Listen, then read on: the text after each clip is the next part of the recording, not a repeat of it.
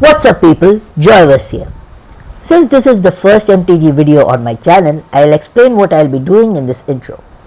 So bear with me this time around. Over here, we'll be playing with both meme and meta decks in both BO1 and BO3 formats in Standard, Historic and Explorer. I am not going to do alchemy until I find something that's going to be fun to play, so do not expect any alchemy videos from me in the near future. Then, be it BO1 or BO3, we'll only play 3 games regardless of win rate to make for shorter video lengths and just enough time for you guys to understand what the deck does. So today we'll start off with a color combination I've always liked but never really got to experience, Gruul. Gruul Shamans as a deck is simple. We burst down our opponents by going wide and then doubling or even tripling our shaman triggers thanks to our harmonic prodigy. At the crux of the deck are 3 key creatures. First being Harmonic Prodigy, who doubles every trigger caused by a shaman or a wizard. And since our deck is filled with mostly shamans, we are doubling or even tripling your triggers to overwhelm your opponents. Burning Tree Emissary is by far the best partner to go for usually, since you are not only refunding your mana but getting extra to loot. This combined with our third piece, Rage Forger's dual buffing effects makes your summoned shamans extra beefy and really stompy. Like you get +1/+1 counters, right? Those +1/+1 counters becomes +2/+2 and the on attack effect are doubled as well. So it's fiery, it's really fiery. On the other side, Goblin and Archomancer is another piece in this deck that lets you speed up all these lines alongside MonoWhite Elves by discounting your spells. As for the cheeky inclusions, we have Goblin Ruin Blaster and Reclamation Sage, with which you can destroy opponents' lands, artifacts or enchantments, sometimes even 2 of them. I have made a sideboard for the deck for times I might throw this deck for a best of 3. But we won't go over that now. We have already talked a lot here for the first video. So enough talking. Let's go smash some faces. Pow! We are going first with 2 lands and 2 MonoWhite Elves, which is pretty good. So I think we are gonna keep this. Reclamation Stage can stay because if there is any annoying enchantment or artifact, we can just destroy it. And we also have the Collected Company, so I think we should keep this.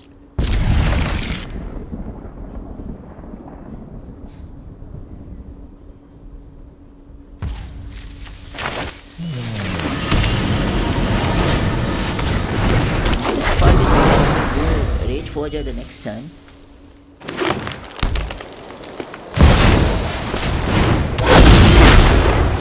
If you want to, but to be honest, just go to play the other time as well.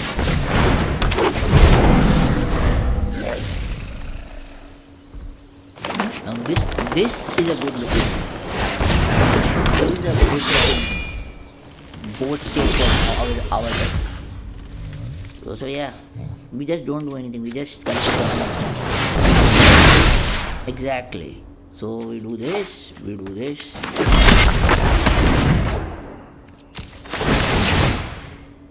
but it doesn't matter here, at least in this context, but we'll just go for it. On the next turn we can do another Collected Company and see how that goes. I just wanted to see if I had any good pulls. I got the good pulls. I could have gone for Elvis Visionary as well, but this is just the first game. Let's see how it goes. So we are waiting for our opponent, and they're letting us face. So that's cool.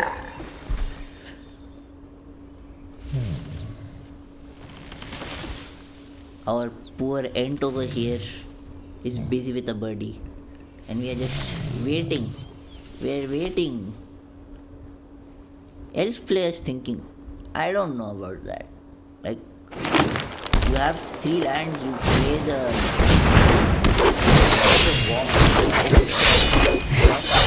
sure, you'll take that. That's not an issue. But are you going to go face? Please? Please? Okay, they're probably planning to buff their entire board with either the War Master or with the Allosaurus Shepherd. Ooh, would you look at that? Okay. Sure, I guess. At this. Now, this is a hand.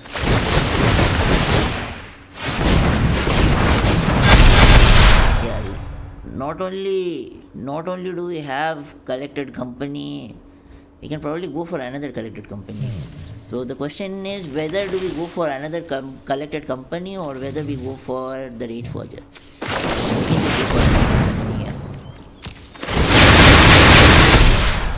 Yeah, that's pretty good.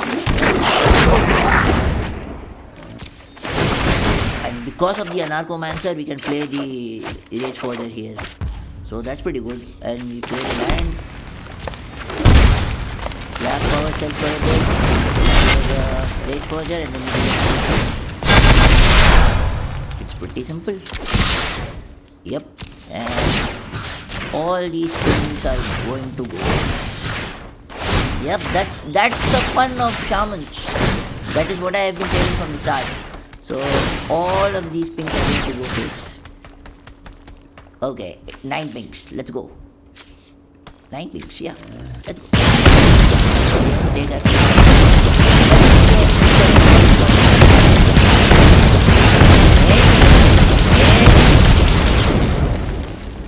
They have to select their trades though. Otherwise we have one. Yep.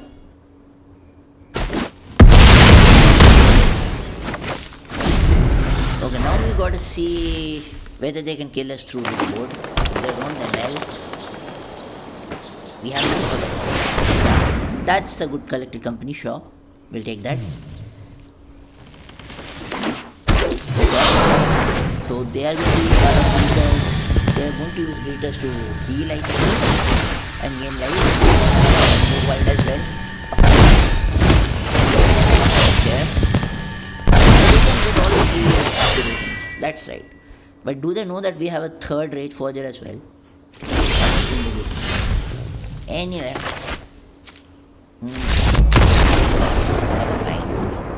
Never mind. Game number 2 and we are going first again, and would you look at that hand? Yeah, that's a very solid hand going first, and especially considering we have an Anarchomancer on 2. Although if we do go Anarchomancer on 2, we want the Anarchomancer to live, so on turn 3 with our land we can go for Harmonic Prodigy and Rage Forger. So let's just see. That's going to be a 4/4 Anarchomancer if my turn 3 goes as planned. We'll see. So we go mountain. And we say go. Okay. That's a good MonoWhite Artifact aggro. What the hell is this?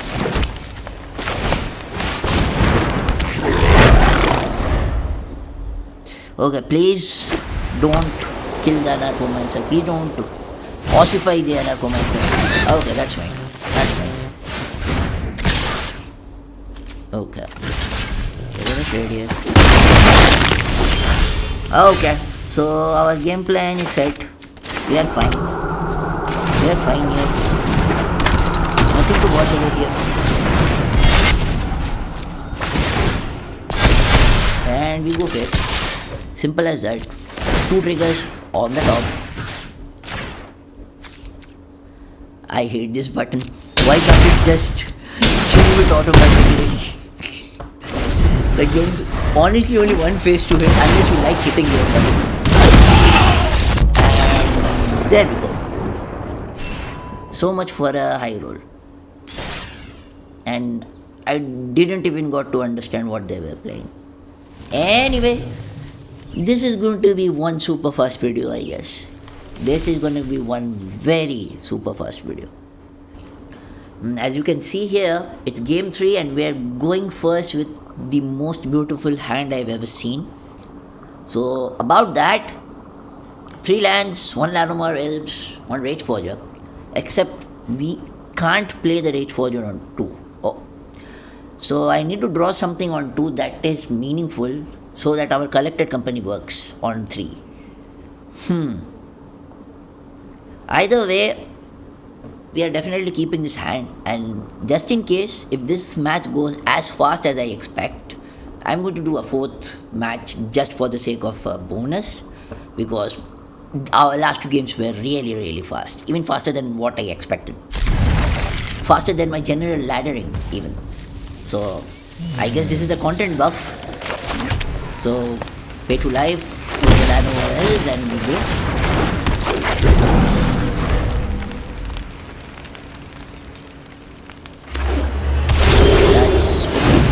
Okay, that's a good turn 3. Turn 3, Fable of the Mirror Breaker. Nice.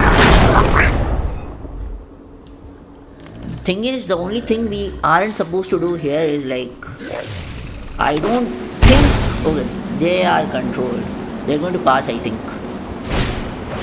Okay, so there goes my collected company. I think there goes my collected company. Oh, I don't.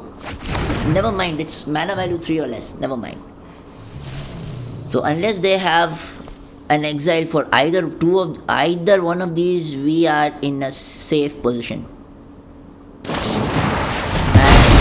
And there's the exile.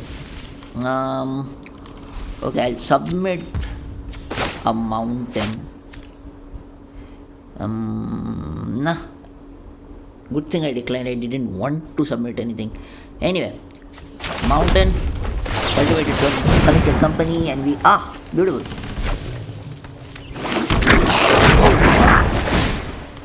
Except they don't even have a doom scar, so we are kind of cool at the very moment.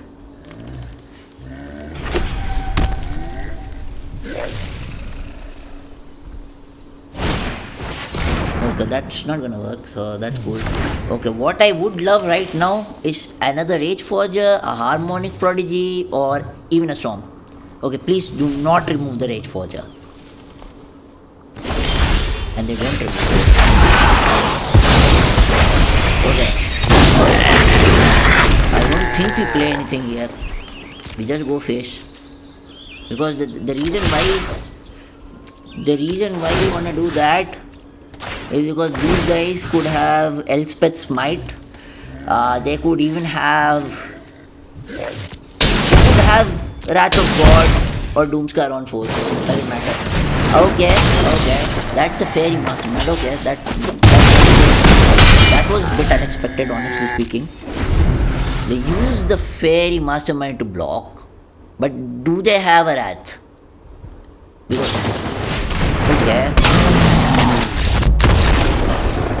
Okay, so as I was saying, this match went pretty fast. Definitely longer than the last 2 matches, but we are going to do a bonus 4th match. Please be ready. Please be ready. Game number 4, and would you look at that? We're going first again. So, and considering the hand, I'm going to keep it. Although there is no collected company, there is no Harmonic Prodigy, neither is there a Burning Tree Emissary. Depending on how we draw our cards next turn, it's either going to be pretty slow or it's going to be a disaster. It could be a disaster. We are keeping this hand though. But it's a very neat looking aggro hand, so hey, I don't mind. Put in the Museru, put in the land warrior, say go.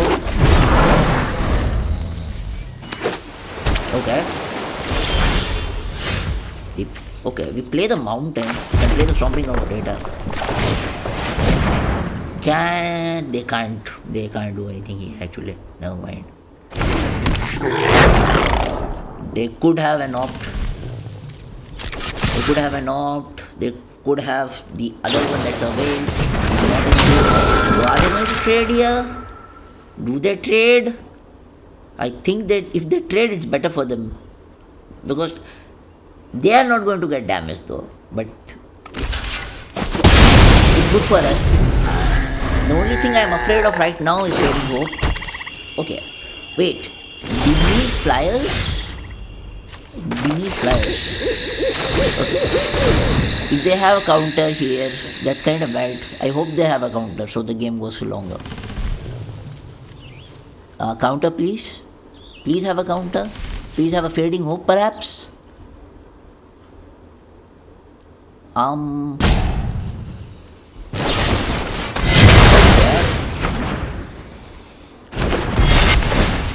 That's a fair push. That's not the worst case scenario. And now our hand is looking super bad. Okay. We definitely did a mistake by keeping that mulligan, but we can still play this game. So that's cool. That's pretty cool. And we are against Dimir Flyers. I didn't think that was a thing. I don't think that is a thing in Historic. Let's go with it. Let's go with it.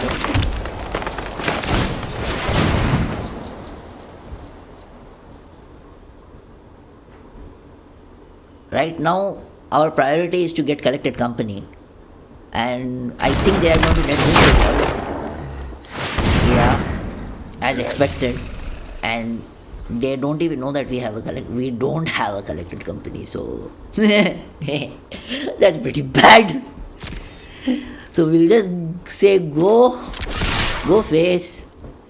Hope on the next turn we draw a Collected Company or even a Harmonic Prodigy into something. Or never mind, Harmonic Prodigy isn't going to do as much. We need Goblin Ruin Blaster. Okay. What are you playing? Are you playing okay, wait a minute. Are they going to steal my Burning Tree Emissary over here with that pirate? I forgot her name. I think they can do that. And they have left 4 open mana. And we don't have a Collected Company, nor do we have a Ruin Blaster. Okay, sure. We say go.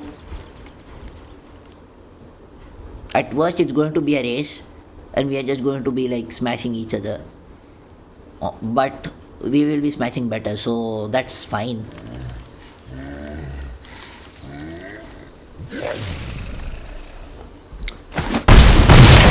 they can draw a card, I guess. Wait. We'll just play the Reclamation Savior so that they cannot draw a card here. I don't want them to draw cards. Our hand is bad, but I want them to have a worse hand, basically.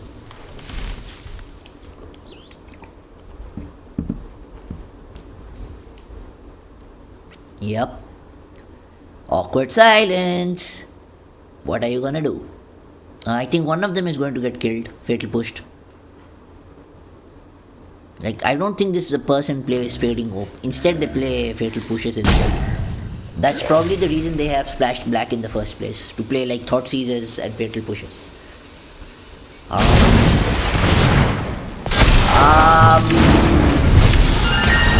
I am honestly not sure of that flip. I really am not sure of that. So we'll play the LV Visionary first. I think they have I guess they have a confirmed counter spell next turn.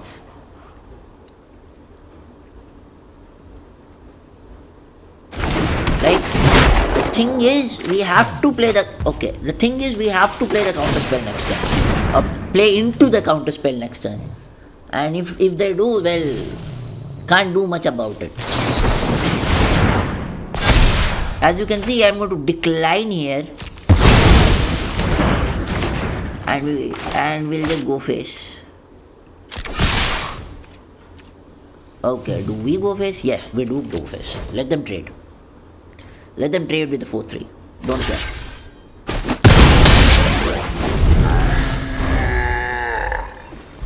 Honestly speaking, I paid 4. I got back 2 play points. and I still got countered. Nah. If they had a counter spell open, it would have been the same thing, basically. Okay. Let's draw again, see if we draw a collected company.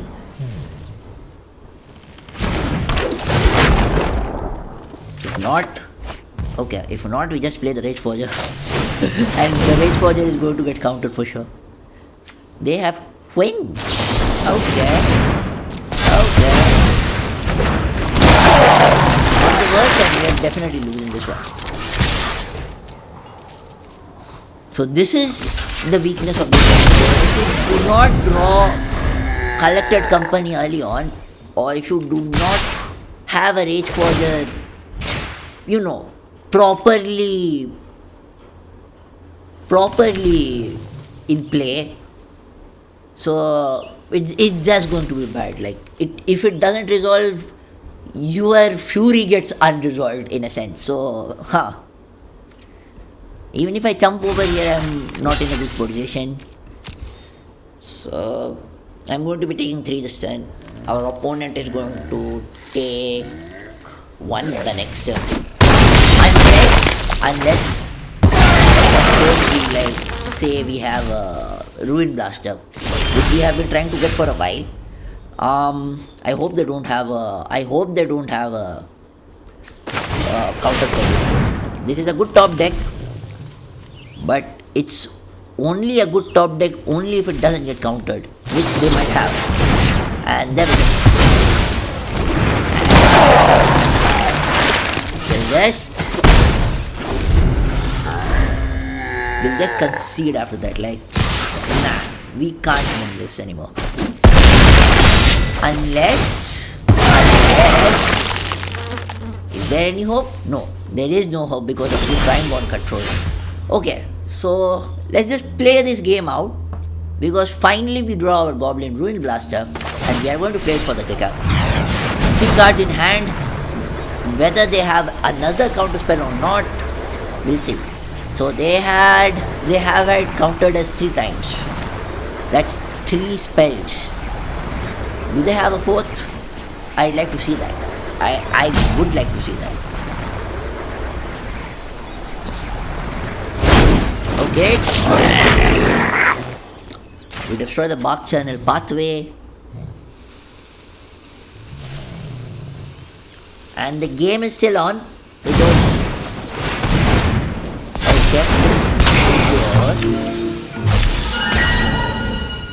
So they still have lethal regardless, so it doesn't matter.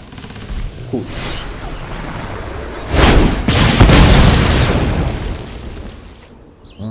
So we go face with this, and we try to jump block with this, but either way they still have lethal next turn. So let's just go face with everyone.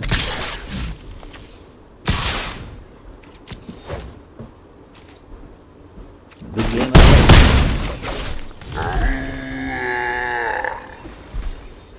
They have 11 damage on me. Nice.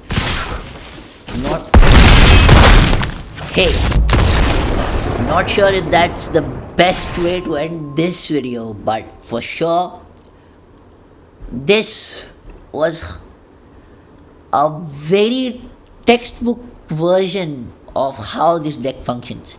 You go first, you explode, you win. You go first, you whiff your collected companies, you whiff your Rage Forgers, you whiff your Elves, you whiff your Harmonic Prodigies, and suddenly the game's over. Very textbook aggro explanation for this deck, but it's not really that much of an aggro deck. It's more of a temporary deck, but sure. And for the first video, this was definitely a very good opening. I hope you liked watching this type of video. I hope you liked my commentary. If you'd like to see more of this, please like and subscribe. And I'll be off for now. See ya, guys.